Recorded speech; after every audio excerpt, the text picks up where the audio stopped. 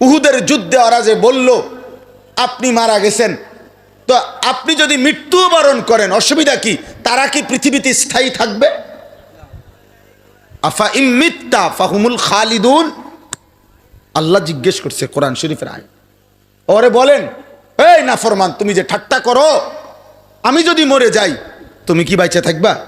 কথা বলে না। এই যুবক বলো না। হাই হাই নওজোয়ান, চেহারা দেখলে বোঝা যায় রে বাপ, আজ কতদিন হয় নামাজ পড়ো না। অনেক ছেলে, আমি বুঝি চেহারা, প্রতিদিনের 1 বছরে কোনো দিন যে ফজরের নামাজ পড়ো নাই। হায় হায়, খোদার কসম নবী বলছে যে ফজরের নামাজ পড়ে না সে মুনাফিক। আল্লাহর কসম নবীজি বলছে সে মুনাফিক, মুনাফিক, মুনাফিক। হযরত আব্দুল্লাহ ইবনে ওমর বলছে, নবীর সাহাবী, নবীজির জামানায় আমরা ফজরের অনুপস্থিতি দেখে মুনাফিক চিনতাম। হযরত আব্দুল্লাহ ইবনে মাসউদ বলছে, নবীজির জামানায় নবীজি কাউকে মুনাফিক হিসাবে সন্দেহ করলে তাকে ফজরের নামাজে খুঁজতেন। 2 দিন বা 3 দিন অনুপস্থিত দেখলে খোদার কসম নবী বলতেন, হ্যাঁ আমি তার ব্যাপারে এটাই ভেবেছিলাম যে সে মুনাফিক।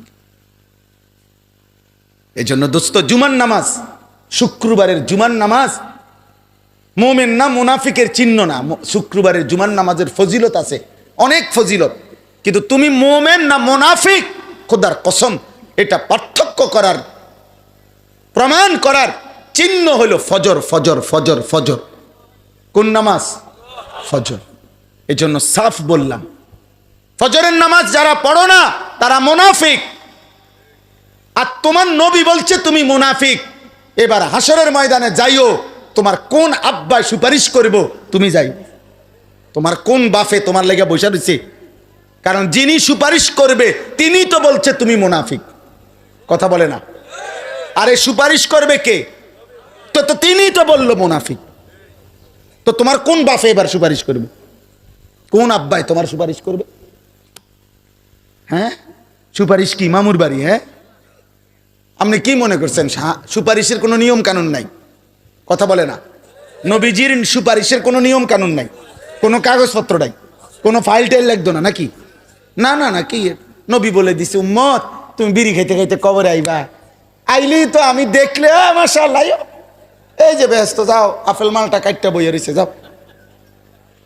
হ্যাঁ না, ওটা বিড়ি খাইতে খাইতে ব্যস্ত দেবো, ওটা তো ভাব, এটা তো নাহলে 70 বছর বয়স এখনো বিড়ি খায় কেন? বলেন, আপনি বলেন।